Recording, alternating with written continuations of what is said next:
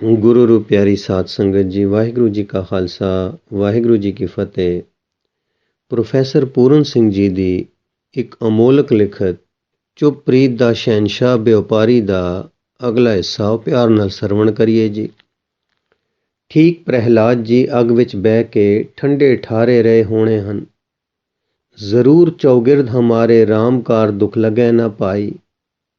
ਸੰਸਾਰ ਸੜ ਰਿਹਾ ਹੈ, ਅੱਗ ਦੇ ਸ਼ੋਲੇ ਉੱਠ ਰਹੇ ਹਨ।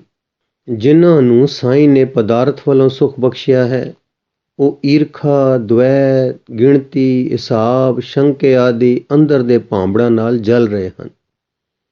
ਬੇਯਕੀਨੀ, ਬੇਸਿਦਕੀ ਦੀ ਪਾਮਰਤਾ ਰੂਹ ਨੂੰ ਚਿਮਟੀ ਹੋਈ ਹੈ। ਜੜ੍ਹਾਂ ਜ਼ਮੀਨ ਵਿੱਚੋਂ ਉਖੜ ਕੇ ਬਾਹਰ ਆ ਸੁੱਕ ਗਈਆਂ ਹਨ ਤੇ ਬਾਲਣ ਬਣ ਚੁੱਕੇ ਹਨ। ਰੇਸ਼ਮ ਤਨ ਤੇ ਖੜਕਦੇ ਹਨ, ਪਰ ਇਹ ਖੜਾਕ ਸੁੱਕੇ ਪੱਤਰਾਂ ਦਾ ਹੈ।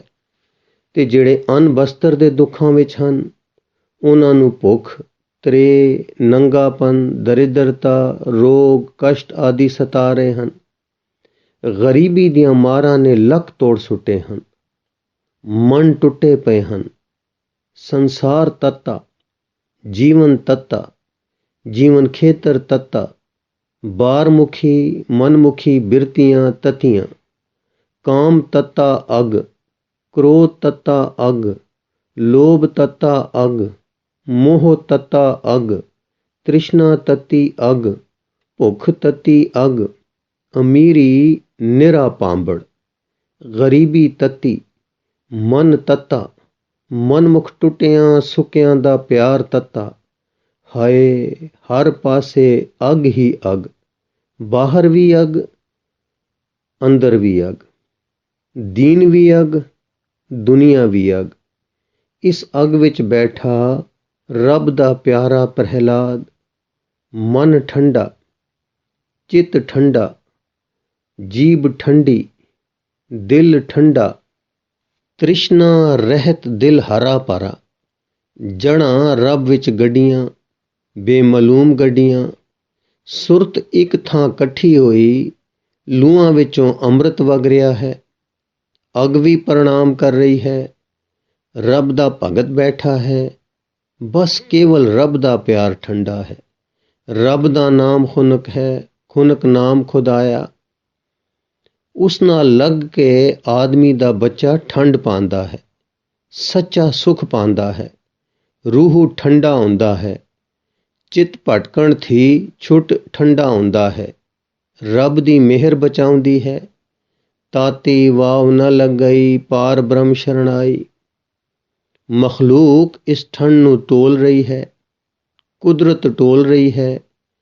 ਤਦ ਹੀ ਤਾਂ ਮਨੁੱਖਾਂ ਦਾ ਜਾਮਾ ਕੱਢ ਰਹੀ ਹੈ। ਮਾਂ ਜਦ ਵਿਛੜੇ ਬੱਚੇ ਨੂੰ ਮਿਲਦੀ ਹੈ ਤਾਂ ਗਲਵਕੜੀ ਪਾਉਂਦੀ, ਤਦ ਛਿਨ ਦੇ ਛਿਨ ਇਸ ਲਈ ਇਸ ਅੰਮ੍ਰਿਤ ਠੰਡ ਦਾ ਝਾਂਵਲਾ ਵੱਜਦਾ ਹੈ। ਜਦ ਆਦਮੀ ਦੀ ਇੱਛਾ, ਤੀਬਰ ਇੱਛਾ, ਕਾਮ, ਕ੍ਰੋਧ, ਲੋਭ, ਮੋਹ, ਹੰਕਾਰ ਦੇ ਵਸ ਆਈ ਫਲਦੀ ਹੈ, ਤਾਂ ਫਲੀਭੂਤ ਹੋਣ ਤੇ ਉਸ ਛਿਨ ਲਈ ਇਸੀ ਠੰਡ ਦਾ ਝਲਕਾ ਵੱਜਦਾ ਹੈ। ਭੁੱਖੇ ਨੂੰ ਜਦ ਰੋਟੀ ਦਾ ਟੁਕੜਾ ਮਿਲਦਾ ਹੈ ਤਾਂ ਨੈਣਾਂ ਵਿੱਚ ਇੱਕ ਸੁੱਖ ਆਉਂਦਾ ਹੈ। ਉਹ ਇਸੀ ਸੁੱਖ ਦਾ ਪ੍ਰਤੀਬਿੰਬ ਹੈ। ਤ੍ਰਿਖਾਵੰਤ ਨੂੰ ਜਦ ਜਲ ਮਿਲੇ ਤਦ ਇਸੀ ਹਾਲਤ ਦਾ ਬਿਜਲਈ ਲਿਸ਼ਕਾਰਾ ਹੁੰਦਾ ਹੈ। ਦੀਨ ਅਰ ਦੁਨੀਆ ਇਸ ਆਤਮ ਠੰਡ ਨੂੰ ਟੋਲਦੇ ਹਨ। ਇਸ ਨਾਮ ਖੁਨਕੀ ਦੀ ਅਮਰ, ਅਮਿਟ, ਅਟਲ ਲਾਲਸਾ ਵਿੱਚ ਹਨ। ਇਹ ਲਾਲਸਾ ਸ੍ਰਿਸ਼ਟੀ ਦੀ ਬਨਾਵਟ ਵਿੱਚ ਹੈ, ਮਿਟ ਨਹੀਂ ਸਕਦੀ। ਠੰਡ ਕਿਸ ਤਰ੍ਹਾਂ ਪਵੇ? ਕਾਮ, ਕ੍ਰੋਧ, ਲੋਭ, ਮੋਹ, ਹੰਕਾਰ ਜਦ ਤੱਕ ਮਨ, ਚਿੱਤ, ਬੁੱਧੀ ਅੰਦਰ ਦੀ ਬਿਰਤੀ ਰੂਹ ਵਿੱਚ ਵਸਦੇ ਹੋਣ, ਇਹ ਆਦਮੀ ਦੇ ਦੁਸ਼ਮਣ ਹਨ। ਰੂਹ ਠੰਡਾ ਹੋ ਜਾਵੇ, ਸੁਰਤ ਦੀਆਂ ਨਿੱਕੀਆਂ ਨਿੱਕੀਆਂ ਵਾਲੋਂ ਭਰੀ ਕਿਰਨਾਂ ਵਾਂਗ ਪਤਲੀਆਂ ਸੂਖਮ ਜੜ੍ਹਾਂ ਨਿਰੰਕਾਰ ਕਰਤਾਰ ਅਕਾਲ ਵਿੱਚ ਕਿਵੇਂ ਨਾ ਕਿਵੇਂ ਗੰਢੀਜ ਜਾਣ, ਤਾਂ ਇਹੋ ਮਨੁੱਖਤਾ ਦੇ ਸੋਹਣੇ ਗਹਿਣੇ ਹਨ, ਬਸਤਰ ਹਨ, ਹਥਿਆਰ ਹਨ, ਚਾਕਰ ਤੇ ਸਾਹਿਬ ਹਨ।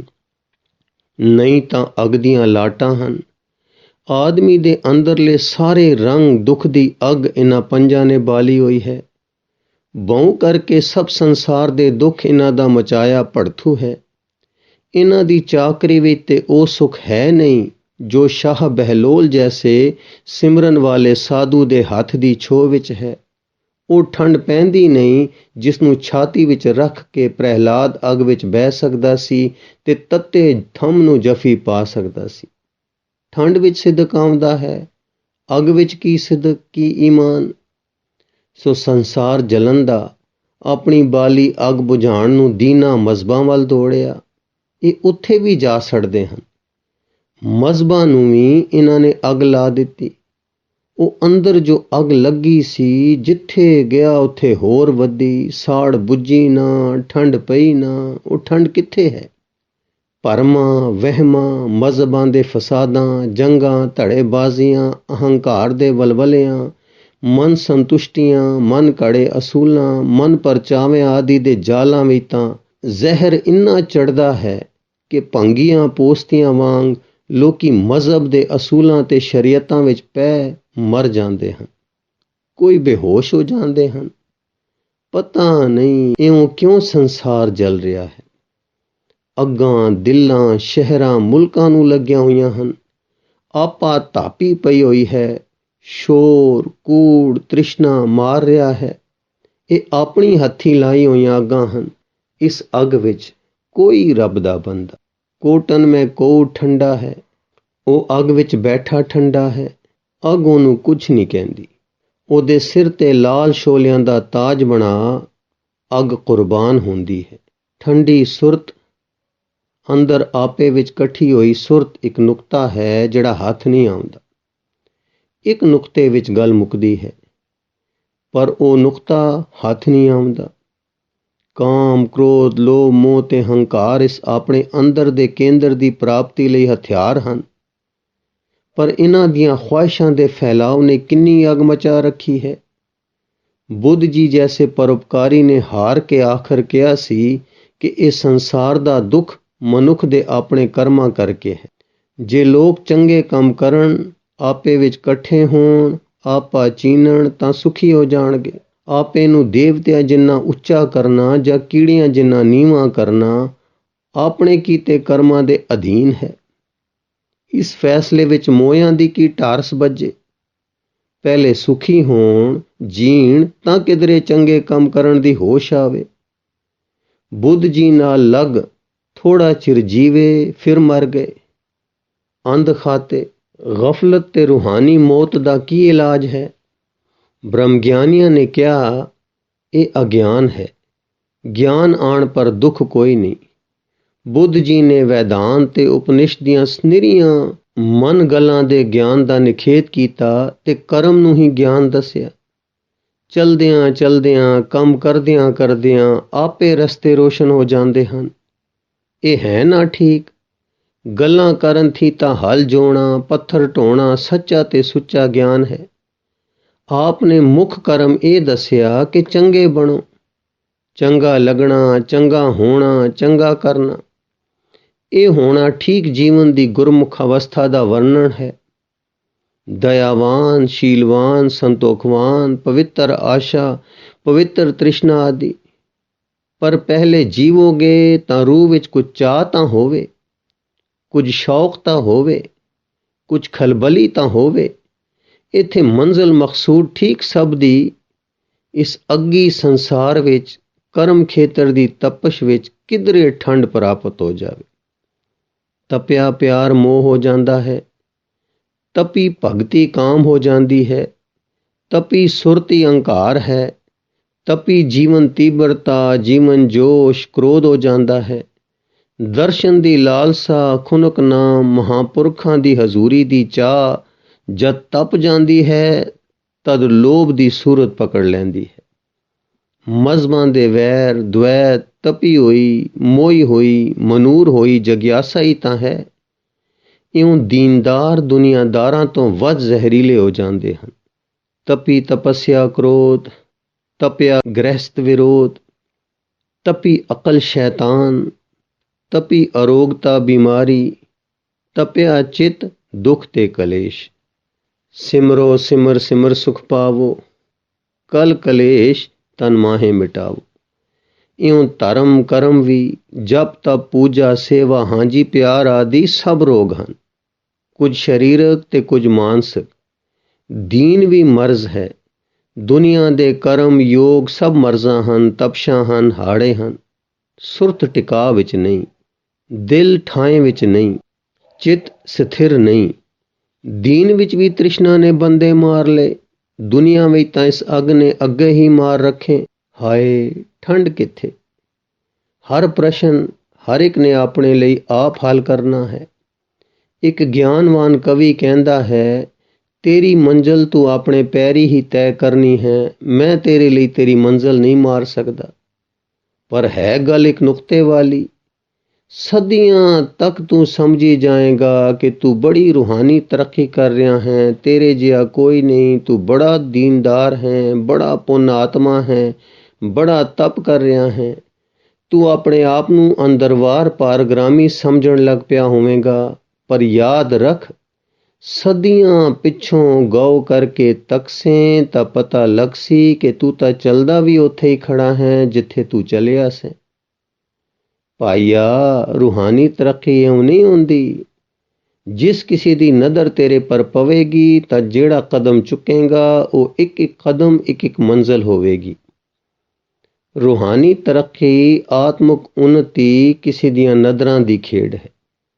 ਭਾਈ ਗੁਰਦਾਸ ਜੀ ਇਸੀ ਅੰਦਾਜ਼ ਵਿੱਚ ਫਰਮਾਉਂਦੇ ਹਨ, ਲੱਖ ਧਿਆਨ ਸਮਾਧ ਲਾਏ ਗੁਰਮੁਖ ਰੂਪ ਨਾ ਅਪੜ ਸਕੈ, ਲੱਖ ਗਿਆਨ ਵਖਾਣ ਕਰ ਸ਼ਬਦ ਸੁਰਤ ਉਡਾਰੀ ਥੱਕੇ, ਬੁੱਧ ਬਲ ਬਚਨ ਵਿਵੇਕ ਲਖ ਟਹਿ ਟਹਿ ਪਵਨ ਪਿਰਮਦਰ ਧੱਕੇ, ਜੋਗ ਭੋਗ ਬੈਰਾਗ ਲਖ ਸਹਿ ਨ ਸਕੈ ਗੁਣਵਾਸ ਮਹਕੇ, ਲੱਖ ਅਚਰਜ ਅਚਰਜ ਹੋਏ ਅਭਿਗਤ ਗਤ ਅਭਿਗਤ ਵਿੱਚ ਅੱਕੇ, ਵਿਸਮਾਦੀ ਵਿਸਮਾਦ ਲਖ ਅਕਤ ਕਥਾ ਵਿੱਚ ਸਹਿਜ ਸਹਿਕੈ, ਗੁਰ ਸਿੱਖੀ ਦੇ ਅਖ ਫਰਕ ਹੈ। ਜਿਸ ਨੂੰ ਗੁਰੂ ਗ੍ਰੰਥ ਸਾਹਿਬ ਜੀ ਵਿੱਚ ਮੈਲ ਕਿਹਾ ਹੈ, ਹਮ ਮੈਲੇ ਤੁਮ ਊਜਲ ਕਰਤੇ, ਉਹ ਇਹ ਅੰਦਰ ਦੀ ਆਪ ਬਾਲੀ ਅੱਗ ਹੈ ਜਿਹੜੀ ਸੁਰਤ ਨੂੰ ਖਿੰਡਾ ਵਿੱਚ ਲੈ ਜਾਂਦੀ ਹੈ। ਠੰਡੀ ਸੁਰਤ ਸਦਾ ਇਕੱਠੀ ਹੁੰਦੀ ਹੈ। ਠੰਡਾ ਰੂਹ ਰੱਬ ਨਾਲ ਮਿਲਿਆ ਹੁੰਦਾ ਹੈ, ਉਹਦੇ ਵਿੱਚ ਹੁੰਦਾ ਹੈ। ਤਪੀ ਸੁਰਤ ਪਾਪ ਹੈ, ਠੰਡੀ ਸੁਰਤ ਪੁੰਨ ਹੈ। ਮੈਲ ਇਸੀ ਅੱਗ ਦਾ ਲਾਂਭਾ ਹੈ ਜਿਹੜਾ ਲੱਗ ਜਾਂਦਾ ਹੈ ਤੇ ਰੂਹ ਸੜ ਜਾਂਦੀ ਹੈ। ਆਪਣੇ ਕਰਮ ਨਾਲ ਮੈਲੇ ਹੋ ਜਾਈਦਾ ਹੈ, ਕਦੇ ਕਿਸੇ ਹੋਰ ਦੇ ਕਰਮ ਵੀ ਮਾਰ ਦਿੰਦੇ ਹਨ। ਛੋ ਹੈ ਨਾ, ਲੱਗ ਜਾਂਦੀ ਹੈ, ਚੰਗੀ ਵੀ ਮੰਦੀ ਵੀ। ਇਨਸਾਨ ਇੱਕ ਹੈ, ਇਸ ਕਰਕੇ ਮਖਲੂਕ ਦੇ ਕਰਮਾਂ ਦਾ ਅਸਰ ਇੱਕ ਸ਼ਖਸ ਤੇ ਪੈਂਦਾ ਹੈ ਤੇ ਇੱਕ ਇੱਕ ਸ਼ਖਸ ਦੇ ਕਰਮ ਦਾ ਅਸਰ ਮਖਲੂਕਾਂ ਤੇ। ਸਭ ਦੁਨੀਆ ਦੇ ਕਰਮ ਇਉਂ ਮੇਰੇ ਹੀ ਕਰਮ ਹਨ, ਮੈਨੂੰ ਮੈਂ ਹੀ ਮੈਲ ਲਾਂਦੀ ਹੈ। ਇਸ ਵਿੱਚ ਕੋਈ ਹਰਿਆ ਬੂਟ ਰਯੋਰੀ, ਬਸ ਸਭ ਕੁਝ ਉਹ ਹੀ ਰੱਬ ਹੈ। ਜੇ ਸੁਰਤ ਤਪੀ ਹੈ, ਖਿੰਡੀ ਹੈ, ਮੈਲੀ ਹੈ, ਭਾਰੀ ਹੈ, ਉਹ 5 ਜਵਾਨ ਸੇਵਾ ਕਰਨ ਵਾਲੇ ਹਨ, ਉਹ 5 ਵੈਰੀ ਹਨ। ਉਹ ਕੁਦਰਤ ਹਰ ਰੂਪ ਹੈ, ਉਹ ਕੁਦਰਤ ਖਾਣ ਨੂੰ ਆਉਂਦੀ ਹੈ। ਉਹ ਸਭ ਮਜ਼ਹਬ, ਸਭ ਦੁਨੀਆ ਉਹਦੀ ਰਜ਼ਾ ਹੈ ਤੇ ਸੋਹਣੇ ਹਨ ਤੇ ਉਹ ਰੰਗ ਹਨ, ਮਹਾਰੰਗ ਹਨ। ਜਿੱਥੇ ਜੀਵਨ ਦੁੱਖ ਰੂਪ ਹੈ, ਇੱਕ ਨੁਕਤਾ ਹੈ, ਪਰ ਕੋਈ ਵਿਰਲਾ ਬਖਸ਼ਿਆ ਹੋਇਆ ਪਹਿਚਾਣਦਾ ਹੈ। ਜਿਸ ਨੂੰ ਇਹ ਦਾਵ ਆ ਗਿਆ, ਉਹ ਆਪਣੀ ਸੁਰਤ ਦੇ ਲਹਾਵ ਚੜਾਓ, ਤੱਤਾਪਨ, ਠੰਡਾਪਨ, ਮਹਿਲਾਪਨ ਤੇ ਉਜਲਤਾ, ਨਿਰਮਲਤਾ, ਸਰਲਤਾ, ਹਲਕਾਪਨ, ਭਾਰਾਪਨ ਆਦਿ ਪਹਿਚਾਨਣ ਲੱਗ ਗਿਆ। ਆਪ ਵਿੱਚ ਜੋਖਦਾ ਹੈ। ਢਹਿਣਾ ਉੱਠਣਾ ਤਾਂ ਹੈ ਹੀ, ਪਰ ਰੂਹਾਨੀ ਹਾਲਤ ਆਰੰਭ ਹੋ ਗਈ। ਬੇਹੋਸ਼ੀ ਥੀ ਹੋਸ਼ ਆਈ, ਮੌਤ ਥੀ ਮੋੜਾ ਪਿਆ, ਗਫਲਤ ਮੁਰਦਾ ਸੰਤੁਸ਼ਟੀਆਂ ਦਾ ਰੰਗ ਛੁੱਟਾ, ਜੀਵਨ ਹਿਲਿਆ, ਧੜਕਿਆ, ਪਿਆਰ ਦੀਆਂ ਪੀੜਾਂ ਛਿੜੀਆਂ, ਪੀੜ ਦੁੱਖ ਪ੍ਰਤੀਤ ਹੋਣ ਲੱਗ ਪਏ, ਦਰਦ ਉੱਠਣ ਲੱਗ ਪਏ, ਹਾਏ ਹਾਏ ਹੋਣ ਲੱਗ ਪਈ, ਜੀ ਪਿਆ, ਜ਼ਹਿਰ ਝੜਨ ਲੱਗ ਪਿਆ। ਪਰ ਇਹ ਬੜੀ ਉੱਚੀ ਹਾਲਤ ਦੀ ਖੇਡ ਹੈ। ਕੋਈ ਵਿਰਲਾ ਹੈ ਜਿਸ ਨੂੰ ਇਸ ਨੁਕਤੇ ਦਾ ਪਤਾ ਲੱਗਦਾ ਹੈ। ਭਾਈ ਗੁਰਦਾਸ ਜੀ ਫਰਮਾਉਂਦੇ ਹਨ, ਦਰਸ਼ਨ ਦੇਖ ਪਤੰਗ ਜਿਉਂ ਜੋਤੀ ਜੋਤ ਸਮਾਵੇ, ਸ਼ਬਦ ਸੁਰਤ ਲਿਵ ਮਿਰਗ ਜਿਉਂ ਅਨਹਦ ਲਿਵ ਲਾਵੇ, ਸਾਧ ਸੰਗਤ ਵਿੱਚ ਲੀਨ ਹੋਏ ਗੁਰਮਤਿ ਸੁਖ ਪਾਵੇ, ਚਰਨ ਕਮਲ ਵਿੱਚ ਭਵਰ ਹੋਏ ਸੁਖ ਰਹਿਣ ਵਿਹਾਵੇ, ਗੁਰ ਉਪਦੇਸ਼ ਨ ਵਿਸਰੈ ਬਾਬੀਹਾ ਧਿਆਵੇ, ਪੀਰ ਮੁਰੀਦਾਂ ਪਿਰਹੜੀ ਦੁਬਦਾ ਨਾ ਸੁਖਾਵੇ। ਪਰ ਇਹ ਸੁਰਤ ਦੀ ਸਾਇੰਸ ਤੇ ਆਰਟ ਵੀ ਤੱਤੇ ਹੋ ਕੇ ਵਹਿਮ ਤੇ ਕਮਜ਼ੋਰੀਆਂ ਆਪਣੀਆਂ ਬਣਾ ਲਏ। ਉਜ਼ਰ ਤੇ ਸਫਾਈਆਂ ਨਵੀਆਂ ਦਲੀਲਾਂ ਵਿੱਚ ਸਾਡੇ ਮੈਲੇ ਹੱਥਾਂ ਵਿੱਚ ਮੈਲੇ ਹੋ ਜਾਂਦੇ ਹਨ। ਜਿਵੇਂ ਵਿਸ਼ਿਆਂ ਵਿਕਾਰਾਂ ਵਿੱਚ ਠੰਡ ਦਾ ਛਿਨਕ ਝਲਕਾ ਵੱਜ ਜਾਂਦਾ ਹੈ, ਇਸ ਤਰ੍ਹਾਂ ਕਦੀ ਕਦੀ ਸੁਰਤ ਚੱਕਰ ਖਾ ਨਿਜ ਘਰ ਦੇ ਸੁੱਖ ਨੂੰ ਛਿਨ ਦੇ ਛਿਨ ਲਈ ਪ੍ਰਾਪਤ ਕਰਦੀ ਹੈ। ਪਰ ਜਿਸ ਨੂੰ ਸਤਸੰਗਤ ਦਾ ਨਾਮ ਦੇ ਆਪਣੀਆਂ ਕਮਜ਼ੋਰੀਆਂ ਨੂੰ ਤਾਕਤਾਂ ਮਿਥੀਦਾ ਹੈ, ਉਹ ਉਸੀ ਫਹਿਰਿਸ਼ ਦੀਆਂ ਕਮਜ਼ੋਰੀਆਂ ਹੁੰਦੀਆਂ ਹਨ ਜਿਸ ਕਰਕੇ ਸਾਡੀ ਆਪਣੀ ਜ਼ਿੰਦਗੀ ਤੇ ਸੰਸਾਰ ਦੁੱਖ ਰੂਪ ਹੋ ਜਾਂਦਾ ਹੈ। ਸਤਸੰਗ ਜਿਸ ਨੂੰ ਰਸਮੀ ਨਾਮ ਦੇਈਦਾ ਹੈ, ਉਹ ਵੀ ਉਹੋ ਜਿਹਾ ਕਾਲਾ ਸਰੀਰ ਤੱਕਦਾ ਜਿਸਮਾਨੀ ਤੇ ਅਕਲੀ ਵਿਵਹਾਰ ਦੀ ਸ਼ਕਲ ਫੜ ਲੈਂਦਾ ਹੈ। ਖਿਣਕ ਦੀਨ ਖਿਣਕ ਦੁਨੀਆ ਇੱਕ ਮੁੱਲ ਦੀਆਂ ਚੀਜ਼ਾਂ ਹਨ, ਪਰ ਖਿਣਕ ਦੀਨ ਜਾਂ ਖਿਣਕ ਦੁਨੀਆ ਦੇ ਸਾਮਾਨਾਂ ਵਿੱਚ ਇਸ ਠੰਡ ਦਾ ਜ਼ਾਤੀ ਤਜਰਬਾ ਇਨਸਾਨ ਦੀ ਉਮੀਦ ਨੂੰ ਪ੍ਰਾਣ ਬਖਸ਼ਦਾ ਹੈ। ਹਾਂ, ਕੁਛ ਹੈ, ਇਹ ਆਪੇ ਨੂੰ ਪ੍ਰਤੀਤ ਹੁੰਦਾ ਹੈ, ਅੰਦਰ ਘਟਦਾ ਹੈ, ਪੌਂਦਾ ਹੈ, ਜਵਾਲਦਾ ਹੈ, ਚਿੱਤ ਕਰਦਾ ਹੈ ਕਿ ਬਾਹਰ ਮੁਖੀ ਆਪਾ ਤਾਪੀ ਤੇ ਵਿਕਰਾਲ ਦੁਬਦਾ, ਵਿਕਰਾਲ ਅਹੰਕਾਰ ਤੇ ਦੁਐਤ, ਵਿਕਰਾਲ ਕਿਰਪਾਲਤਾ ਕੰਗਾਲਤਾ, ਵਿਕਰਾਲ ਖੁਦਗਰਜ਼ੀ, ਮੋਹ ਨੀਚਤਾ, ਹਿੰਸਾ, ਦਿਲ ਦੁਖਾਉਣਾ, ਦੁੱਖ ਦੇਣਾ ਆਦਿ ਅਨਾਤਮ ਧੰਦਿਆਂ ਵਿੱਚ ਰੱਬ ਵੱਲ ਮੂੰਹ ਕਰ ਟੁਰੀ। ਪਰ ਕਲਯੁਗ ਚੜੇ ਦਰਿਆ ਵਾਂਗ ਠਾਠਾਂ ਮਾਰ ਰਿਹਾ ਹੈ। ਸਭ ਕੋਈ ਇਠਾਹਾਂ ਨੂੰ ਹੀ ਵਹੀ ਜਾਂਦਾ ਹੈ। ਕੋਈ ਸੂਰਮਾ ਹੀ ਉੱਪਰ ਨੂੰ ਟੁਰੇ ਤਾਂ ਟੁਰੇ, ਦਰਿਆ ਦੇ ਰੋੜ ਦੇ ਬਰਖਲਾਫ ਆਪਣੀਆਂ ਬਾਹਾਂ ਮਾਰੇ। ਸੱਚੀ ਸੁਰਮਤਾਈ ਇਸੀ ਵਿੱਚ ਹੈ। ਰਸਾਤਲ ਨੂੰ ਵਗੇ ਤਾਂ ਸਾਰੇ ਜਾਣਦੇ ਹੀ ਹਨ, ਇਹ ਗੱਲ ਸੌਖੀ ਨਹੀਂ। ਸੁਰਤ ਨੂੰ, ਰੂਹ ਨੂੰ ਰੱਬ ਵਿੱਚ ਜੋੜੀ ਰੱਖਣਾ, ਲਗਾਤਾਰ ਉਸ ਵਿੱਚ ਸਾਹ ਲੈਣਾ। ਜਦ ਜ਼ਰਾ ਠੰਡ ਨਾਲ ਦਿਲ ਤੇ ਜੁੱਸਾ ਲੱਗਦਾ ਹੈ ਤਾਂ ਦਿਲ ਕਰਦਾ ਹੈ ਕਿਸੇ ਨੂੰ ਨਾ ਮਿਲੀਏ, ਇਸ ਨੂੰ ਘੁੱਟ ਦਿਲ ਵਿੱਚ ਰੱਖੀਏ, ਛੁਪਾ ਲਈਏ, ਕਿਸੇ ਨੂੰ ਨਾ ਦਸੀਏ ਤੇ ਜੰਗਲਾਂ ਨੂੰ ਨਸ ਟੁਰੀਏ। ਇਹ ਇਸਤਰੀ, ਪੁੱਤਰ, ਮਿੱਤਰ, ਭਾਈ ਸਭ ਮੇਰੇ ਵੈਰੀ ਹਨ, ਮੈਨੂੰ ਤਪਾ ਦਿੰਦੇ ਹਨ, ਠੰਡ ਹਰ ਲੈਂਦੇ ਹਨ। ਇਉਂ ਕਰਮ ਸੁਰਤ ਨੂੰ ਮੁੜ ਤਪਾਉਣ ਲੱਗਦੇ ਹਨ ਤੇ ਦੂਜੇ ਪਾਸੇ ਦਿਲ ਮਿੱਠਾ ਹੋ ਜਾਣ ਕਰਕੇ ਸਭ ਕੁਟੰਬ ਚੰਗਾ ਲੱਗਣ ਲੱਗ ਜਾਂਦਾ ਹੈ। ਹੋਰ ਮਿੱਠਾ ਹੁੰਦਾ ਹੈ ਤੇ ਫਿਰ ਹੋਰ ਤਰ੍ਹਾਂ ਮਿਠਾਸ ਆਪਣੇ ਮਿੱਠੇਪਣ ਵਿੱਚੋਂ ਸੱਟ ਮਾਰਦੀ ਹੈ। ਪੈਂਡਾ ਹੈ ਦੂਰ ਗੋਰੀਏ ਨੀ, ਤੁਰਦੇ ਅਸੀਂ ਮੁਸਾਫਰ, ਲੱਖ ਮੰਜ਼ਲਾਂ ਤੋਂ ਆਏ, ਅੱਗੇ ਹੈ ਰਾਹ ਸਵਾਏ। ਜਿਸ ਗ੍ਰਹਿ ਬਹੁਤ ਤਿਸੈ ਗ੍ਰਹਿ ਚਿੰਤਾ, ਜਿਸ ਗ੍ਰਹਿ ਥੋਰੀ ਸੋ ਫਿਰੈ ਪਰਮੰਤਾ, ਦੋਹੂ ਬਿਵਸਥਾ ਤੇ ਜੋ ਮੁਕਤਾ, ਸੋਈ ਸੁਹੇਲਾ ਪਾ ਲੀਏ। ਗ੍ਰਹਿ ਰਾਜ ਮੈਂ ਨਰਕ ਉਦਾਸ ਕ੍ਰੋਧਾ, ਬਹੁ ਬੇਦ ਪਾਠ ਸਭ ਸੋਦਾ, ਦੇਹੀ ਮੈਂ ਜੋ ਰਹਿ ਅਲਿਪਤਾ, ਤਿਸ ਜਨ ਕੀ ਪੂਰਨ ਕਾਲੀਏ। ਜਾਗਤ ਸੂਤਾ ਭਰਮ ਵਿਗੂਤਾ, ਬਿਨ ਗੁਰਮੁਖਤ ਨ ਹੋਈਐ ਮੀਤਾ, ਸਾਧ ਸੰਗ ਟੂਟੈ ਹੋਂ ਬੰਧਨ, ਏਕੋ ਏਕ ਨਿਹਾਲੀਐ। ਕਰਮ ਕਰੇ ਤਾਂ ਬੰਦਾ, ਨਹਿ ਕਰੇ ਤਾਂ ਨਿੰਦਾ, ਮੋਹ ਮਗਨ ਮਨ ਵਿਆਪਿਆ ਚਿੰਦਾ। ਗੁਰ ਪ੍ਰਸਾਦ ਸੁਖ ਦੁਖ ਸਮਝਾਣੈ, ਘਟ ਘਟ ਰਾਮ ਹਿਆਲੀਐ। ਸੰਸਾਰੋਂ ਮੈਂ ਸਹਿਸਾ ਵਿਆਪੈ, ਅਕਥ ਕਥਾ ਅਗੋਚਰ ਨਹੀਂ ਜਾਪੈ। ਜਿਸੈ ਬੁਝਾਏ ਸੋਈ ਬੂਝੈ, ਉਹ ਬਾਲਕ ਵਾਂਗੀ ਪਾਲੀਐ। ਛੋੜ ਬਹਿ ਤੋ ਛੂਟੈ ਨਾਹੀ, ਜੋ ਸਿੰਚੈ ਤੋ ਭਉ ਮਨ ਮਾਹੀ। ਇਸੀ ਮੈਂ ਜਿਸ ਕੀ ਪਤ ਰਾਖੈ, ਤਿਸ ਸਾਧੂ ਚਵਰ ਢਾਲੀਐ। ਸੋ ਸੂਰਾ ਤਿਸ ਹੋਏ ਮਰਣਾ, ਜੋ ਭਾਗੈ ਤਿਸ ਜੋਨੀ ਫਿਰਣਾ। ਜੋ ਵਰਤਾਏ ਸੋਈ ਪਲ ਮਾਨੈ, ਬੁਝ ਹੁਕਮੈ ਦੁਰਮਤ ਜਾਲੀਐ। ਜਿਤ ਜਿਤ ਲਾਵੋ ਤਿਤ ਤਿਤ ਲਗਨਾ, ਕਰ ਕਰ ਵੇਖੈ ਆਪਣੇ ਜਚਨਾ। ਨਾਨਕ ਕੇ ਪੂਰਨ ਸੁਖ ਦਾਤੇ, ਤੂੰ ਦੇਹ ਤਾਂ ਨਾਮ ਸੰਭਾਲੀਏ। ਹਾਏ, ਇਹ ਰਸਤਾ ਕਠਿਨ ਹੈ ਤੇ ਵਿਰਲੇ ਸੰਸਾਰ ਵਿੱਚ ਦਰਸ਼ਨ ਜੋਤ ਪਤੰਗ ਮਿਲਣ ਦੇ, ਤੇ ਵਿਰਲੇ ਸੰਸਾਰ ਵਿੱਚ ਸ਼ਬਦ ਸੁਰਤ ਹੋਏ ਮਿਰਗ ਮਰਨ ਦੇ, ਤੇ ਵਿਰਲੇ ਸੰਸਾਰ ਵਿੱਚ ਚਰਨ ਕਮਲ ਹੋਏ ਭਵਰ ਵਸਣ ਦੇ, ਤੇ ਵਿਰਲੇ ਸੰਸਾਰ ਵਿੱਚ ਪਿਰਮ ਸਨੇਹੀ ਮੀਨ ਤਰਨ ਦੇ, ਤੇ ਵਿਰਲੇ ਸੰਸਾਰ ਵਿੱਚ ਗੁਰਸਿੱਖ ਸੇਵ ਕਰਨ ਦੇ। ਭੈ ਵਿੱਚ ਜੰਮਣ, ਭੈ ਰਹਿਣ, ਭੈ ਵਿੱਚ ਮਰ, ਗੁਰਸਿੱਖ ਜੀਵਨ ਦੇ। ਗੁਰਮੁਖ ਸੁਖ ਫਲ ਪਿਰਮ ਚਖਣ ਦੇ, ਪੀਰ ਮੁਰੀਦਾਂ ਪਿਰਹੜੀ, ਲਖ ਮੁਲੀਅਨ ਕਖੇ। ਅੱਜ ਨੂਰ ਜੀ ਇਹਨਾਂ ਵਿਰਲਿਆਂ ਵਿੱਚੋਂ ਇੱਕ ਸਨ। ਅਮੋਲਕ ਸਨ, ਧਨ ਸਨ, ਬਖਸ਼ੇ ਗਏ ਸਨ। ਉਸ ਮਹਾਂਪੁਰਖ ਨੂੰ ਜਿਨ੍ਹਾਂ ਨੇ ਇਸ ਦੀ ਕੰਢੀ ਤੇ ਹੱਥ ਫੇਰਿਆ, ਜਿਨ੍ਹਾਂ ਅੱਜ 10 ਸਾਲ ਦੀ ਚੁੱਪ ਬੇਮਾਲੂਮ ਕਾਲ ਨੂੰ ਹੱਥ ਫੇਰ ਕੇ ਕਬੂਲ ਕੀਤਾ, ਬਖਸ਼ਿਆ, ਠੰਡਾ ਕੀਤਾ, ਰੱਖ ਲਿਆ, ਉਧਾਰਿਆ। ਨੂਰ ਜੀ ਦੀ ਜੀਭ ਦੀ ਇੰਨੀ ਤਾਕਤ ਨਹੀਂ ਹੋਈ ਕਿ ਪੁੱਛਣ ਕਿ ਭੇਦ ਕੀ ਹੈ, ਆਪ ਦਾ ਨਾਮ ਕੀ ਹੈ। ਆਪਣੇ ਦਿਲ ਨਾਲ ਵੀ ਗੱਲ ਕਰਦੇ ਤਦ ਉਹਨਾਂ ਜੀ ਦੀ, ਉਹਨਾਂ ਦੀ, ਮਾਲਕ ਜੀ ਆਦਿ ਅੱਖਰ ਬੇਅੱਖਰੇ ਵਰਤਦੇ।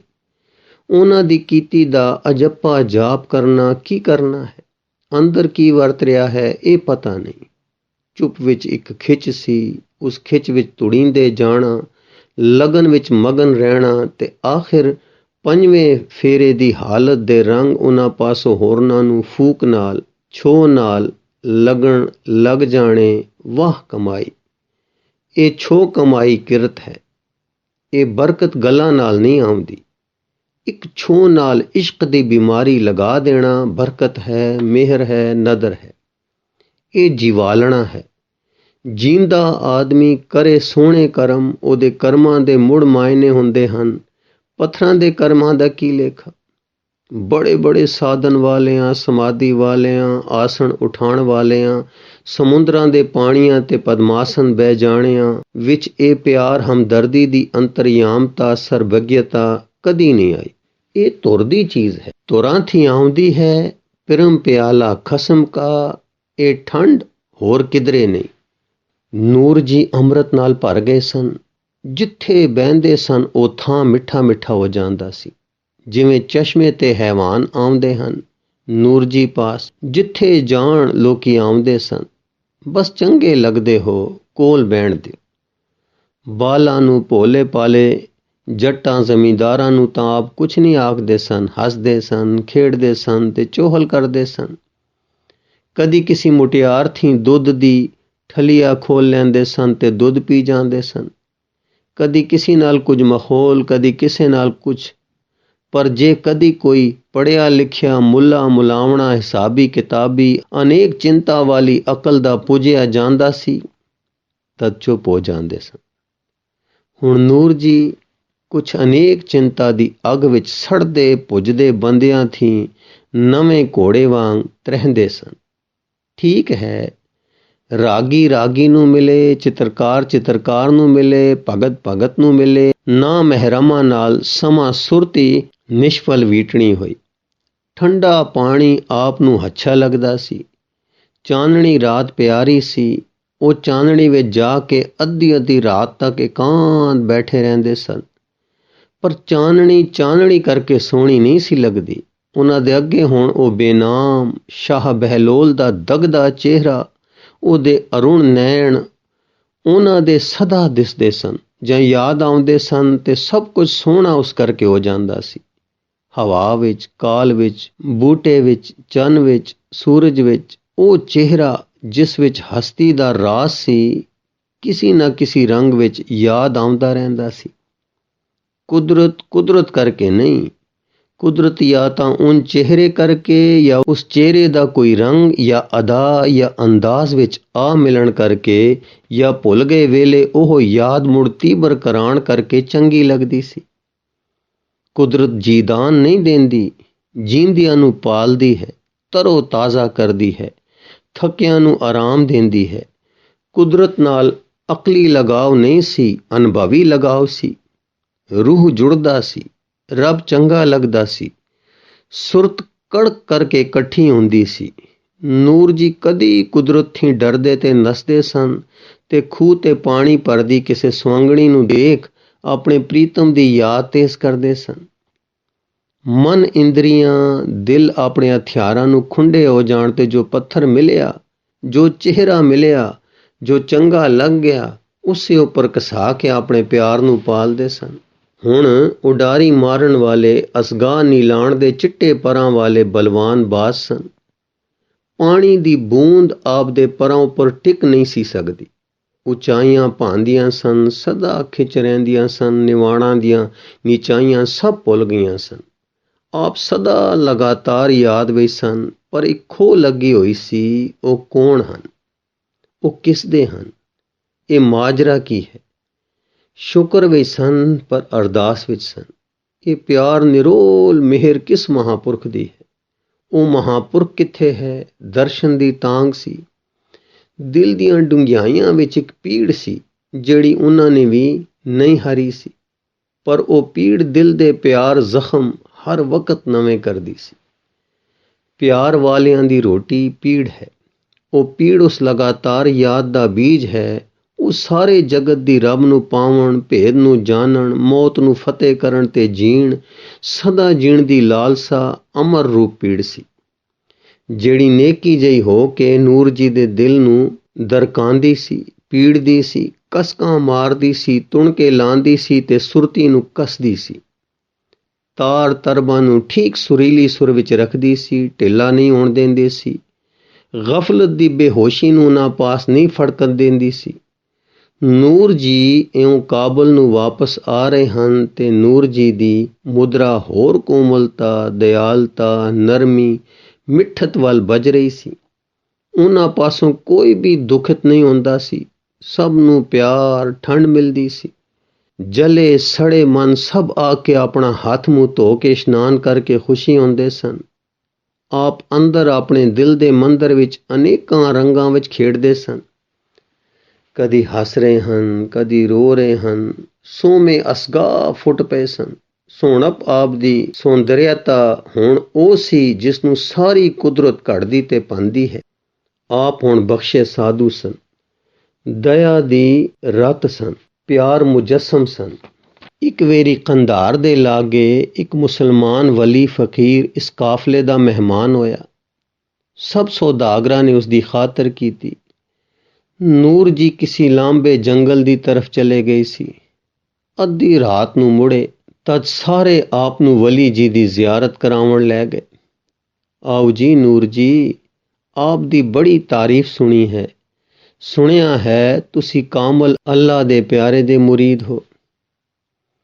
ਜੀ ਮੈਂ ਸਫ਼ਰ ਵਿੱਚ ਰਹਿੰਦਾ ਹਾਂ, ਸਾਨੂੰ ਵੀ ਫੈਜ਼ ਪਾਓ। ਜੀ ਮੈਂ ਪੜ੍ਹਿਆ ਹੋਇਆ ਨਹੀਂ, ਆਪਣੇ ਮਨ ਦੀ ਹਾਲਤ ਦੱਸੋ। ਜੀ ਮੈਂ ਠੁੱਲਾ ਜਿਹਾ ਲੋਕ ਹਾਂ, ਕਾਲੀਨਾ ਤੇ ਪੋਸਤੀਨਾ ਦਾ ਭਾਅ ਜਾਣਦਾ ਹਾਂ, ਆਪ ਨੂੰ ਕਿਹੜਾ ਚਾਹੀਏ। ਓਏ ਨੂਰਾ, ਵਲੀ ਹੋਰੀ ਹੋਰ ਗੱਲ ਪੁੱਛਦੇ ਹਨ ਤੇ ਤੂੰ ਆਪਣੇ ਕਾਲੀਨਾ ਪੋਸਤੀਨਾ ਦੀ ਵਾਹੀ ਜਾਂਦਾ ਹੈ, ਇੱਕ ਸਾਥੀ ਨੇ ਕਿਹਾ।